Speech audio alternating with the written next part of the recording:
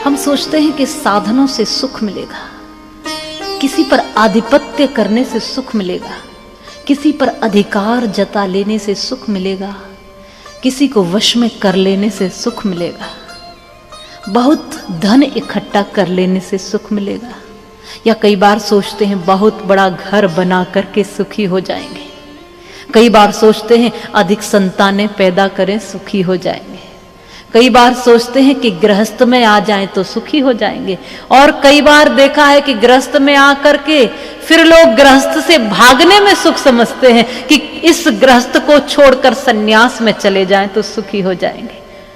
बार बार जिन संतानों के लिए बहुत सी प्रार्थनाएं परमात्मा से करते हैं और कई बार उन्हीं संतानों से दुखी होकर के परमात्मा से पुनः प्रार्थना करते हैं, कभी उन संतानों के लिए दुखी, कभी उन संतानों से दुखी, कभी गृहस्थ में जाने के लिए दुखी, कभी गृहस्थ से जाने के लिए दुखी, कभी इस जीवन को पाने के लिए दुखी और कभी इस जीवन को से छूटने के लिए दुखी। हे भगवान, ऐसे जीवन से तो मृत्यु हली, आखिर सुखी किसमें है?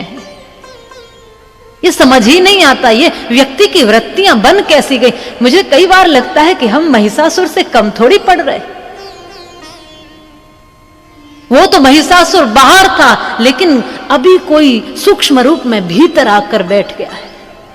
कोई बुराइयां वो भीतर आकर बैठ गई, उसी के लिए पराम्बा मां भगवती को प्रकट करने की आवश्यकता है कि समाप्त करो मां मेरे अंदर के ये तमाम राग और द्वेष, इन तमाम मलिनता को, तमाम बुराइयों को आप समाप्त करिए और मुझे ऐसा बना दीजिए कि मैं बिल्कुल पवित्र हो जाऊं, निर्मल हो जाऊं।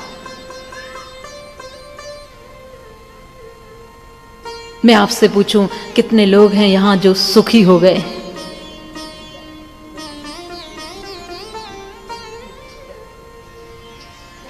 बताओ जरा। अभी सोचना पड़ रहा है कि सुखी है कि नहीं,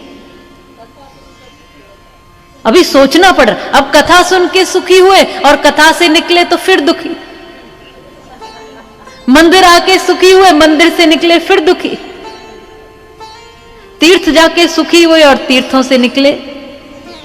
इसका मतलब शाश्वतता जीवन में अभी तक नहीं है। इसका मतलब कि आनंद की अनुभूति हमने ली नहीं है। एक बार वेदव्यास जी से सब लोगों ने मिलकर के पूछा,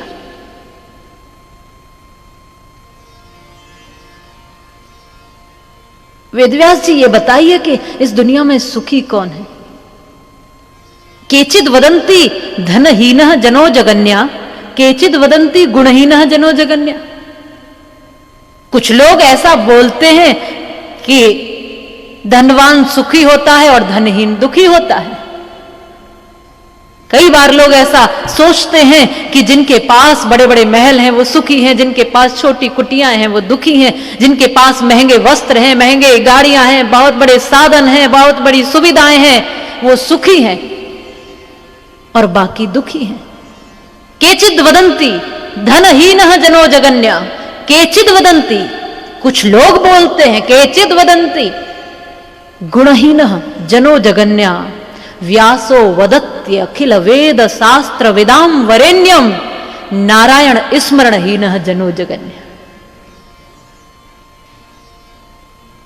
व्यास जी से पूछा, हमें तो ये बता दीजिए इस दुनिया में कोई सुखी है क्या? क्योंकि जहां भी जाकर के देखते हैं लोग दुखी ही मिलते हैं, लोग कष्ट में ही है। मुझे लगा था कि इतनी दूर भारत से आप हैं तो यहां तो सुख होगा ही होगा, यहां तक दुख न पहुंचा होगा।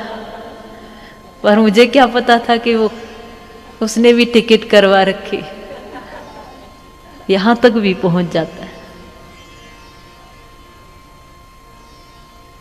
तुलसीदास जी ने बहुत स्पष्ट करके कह दिया, लेकिन कि धनहीन कहे धनवान सुखी, धनवान कहे सुख राजा को भारी, राजा कहे चक्रवर्ती सुखी, चक्रवर्ती कहे सुख इंद्र को भारी, इंद्र कहे चतुरानन सुखी, चतुरानन कहे सुख विष्णु को भारी, और तुलसीदास विचार कहे प्रभु भक्ति बिना सब लोक दुखारी। वह थोड़ा सा भाग्यहीन है जिसके घर संतान नहीं, और वह पूरा बदकिस्मत समझो याद जिसे भगवान नहीं। जो परमात्मा को ही भूल गया तो समझ लो अपने अस्तित्व को भूल गया, अपने आने के उस औचित्य को भूल गया, अपने जीवन के उस परिणाम को भूल गया, धर्म को भूल गया, स्वयं को भूल गया। वे ये तुलसीदास जी कहते हैं कि न तो धनवान सुखी है न धनहीन सुखी है, धन किसी के ज्यादा है या कम है इससे सुख का तात्पर्य कोई नहीं है। ऐसा मुझे लगता है कि जिसके जीवन में परमेश्वर उतर आया है, जिसके जीवन में प्रेम उतर आया है, जिसके जीवन में धर्म उतर आया है, जिसके जीवन में त्याग और समर्पण उतर आया है, वही सुखी हो सकता है। जिसके जीवन में साक्षात कृष्ण उतर आए हैं, साक्षात वो पराम्भा माँ भगवती की शक्ति उतर आई है, वही सुखी रह सकते हैं।